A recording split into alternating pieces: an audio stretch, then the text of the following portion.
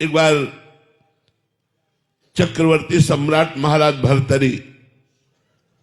भर्तरी जी ने अपने मन को पढ़ा कि ये चाह क्या रहा है, तो मन में निकला एक सुंदर स्त्री का संयोग।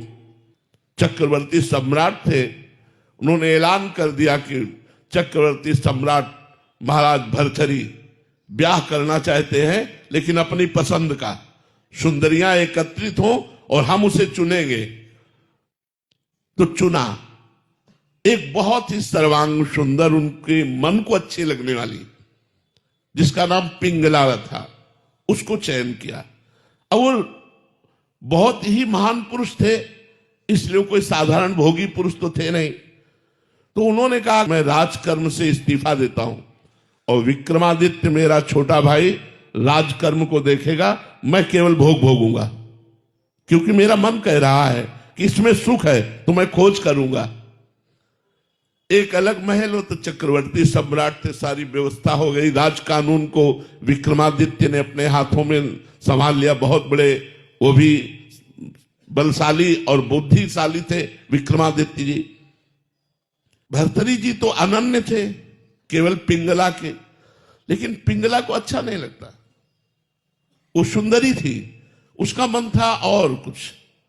तो एक दिन वो महल की खिड़की से झांक रही थी, तो एक सर्वांग पुष्ट अश्वपाल जो घोड़ों की रक्षा करवाता था, वो सबका प्रधान था, उसको देखा, उसको जमा। भर्तरी जैसे चक्रवर्ती सम्राट से मन हटकर घोड़ों की रक्षा करने वाले में मन उसका लगा। और रानी थी, अपनी दासी से बोली, उससे मिलने का एकांत समय। वो मिला, सरकार। उनका ऐसे नहीं, हम तुमसे दोस्ती करना चाहते हैं। अरे सरकार, हम तो आपकी जूती हैं, दोस्ती क्या, हम तो आपके घोड़ों की सेवा करने वाले हैं। धीरे धीरे धीरे गलत संबंध पिंगला का अश्वपाल से हो गया।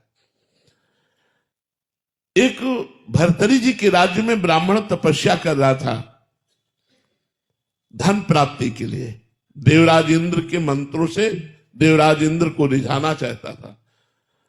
बड़े तप और व्रत से जब उसने नियम पूर्ण किया, तो देवराज इंद्र प्रकट हुए, बिना कुछ बोले एक फल दिया, कहा यह अमृत फल है, इसको खा लेने पर अमर हो जाएगा, और अंतर ध्यान हो गए। तो उसने कहा कि मेरी बात तो सुनी नहीं, मुझे अमृत फल क्या चाहना, गरीब ब्राह्मण वैसे ही, और मुझे अमर होके क्या करना है, मुझे तो धन चाहिए था। देवराज इंद्र ने अमर फल दिया, अब क्या करें। उन्होंने विचार किया कि महाराज भर्तरी को ये अमर फल दे दे और हम उनसे मनमाना धन ले सकते हैं। ऐसा ही किया। महाराज की जय हो। राजा के चक्रवर्ती सम्राट भर्तरी के महल में दो के लिए छूट थी, एक निजी सेवक और एक ब्रह्म ऋषि। अगर ब्रह्म ऋषि आना चाहते हैं तो उनके लिए कोई रोक नहीं थी। वो गए, महाराज की जय हो, खड़े होकर प्रणाम किया और कहा कहो ब्राह्मण देवता। बोले मैंने तपस्या की और अमल फल प्राप्त किया, ये आप ले लीजिए। उन्होंने आदेश कर दिया खजाने से जितना धन चाहे उनको दे दो। अमर फल लिया। विचार किया भर्तरी जी ने कि मैं तो प्यार पिंगला से करता हूं, अमर फल पाकर क्या करूंगा। यदि पिंगला अमर हो जाए तो जब तक मैं जीवित रहूंगा मेरे सामने रहेगी। पिंगला को बुलाया और कहा मेरे राष्ट्र के ब्रह्म ऋषि ने तपस्या के द्वारा ये अमर फल प्राप्त किया, इसे आप स्वीकार कर लीजिए और खा लीजिए। उनका अमर फल तो स्नान आदि करके पवित्र अवस्था में पाया जाता, मैं पालूंगी, आप निश्चिंत रहिए। उसने विचार किया कि मैं अमर फल खा करके क्या करूंगी, अगर मेरा दोस्त अश्वपाल अमर हो जाए तो मुझे। उसने अश्वपाल को अमर फल दे दिया। अश्वपाल का राजा के दरबार में नृत्यांगना जो नवयुवती वैश्या थी उससे भी संपर्क था। उसने सोचा अगर वो वैश्या अमर हो जाए तो मेरा जीवन सफल हो जाए। उसने अपनी प्रेमिका वैश्या को दे दिया। वैश्या ने विचार किया मैं नाचने वाली इस अमर फल को खाकर क्या करूंगी, अगर महाराज भर्तरी अमर हो जाए तो वो फल फिर भर्तरी जी के पास पहुंच गया। वैश्या ने जाकर जय हो सरकार, वो निजी सेवकों में थी, ये अमर फल लीजिए। भर्तरी जी ने सुना अमर फल, वैश्या राष्ट्र का ब्रह्म ऋषि बोल रहा है, वो तो समझ में आया। वैश्या से कहा सत्य बोलना, नहीं मृत्यु दंड दूंगा। ये अमर फल तुझे कहां से प्राप्त हुआ? बोले महाराज अश्वपाल से। चलो एकांत हो, जब मैं बुलाऊं तब आना। भर्तृहरि जी ने कहा मैं कल दरबार में पेश हो रहा हूं। दरबार में पेश हुए, अश्वपाल को बुलाया, अगर सत्य बोलेगा तो तुझे माफ कर दूंगा, बोल तुझे ये अमर फल कहां से मिला? तो उनका महारानी पिंगला ने दिया।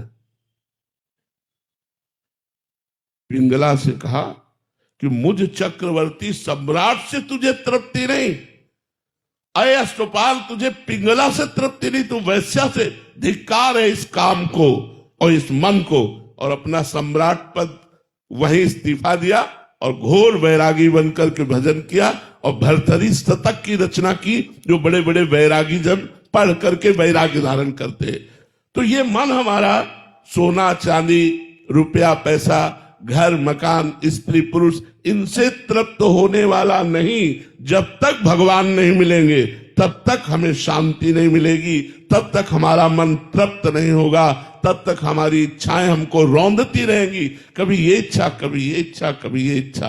आप जब अपने से बड़े को देखेंगे तो आपके हृदय में जलन हो जाएगी, लगेगा मुझे ऐसा होना चाहिए। जब आप वैसा हो जाएंगे तो आपको और बड़ा दिखाई देगा, माया आपके सामने पेश करती जाएगी।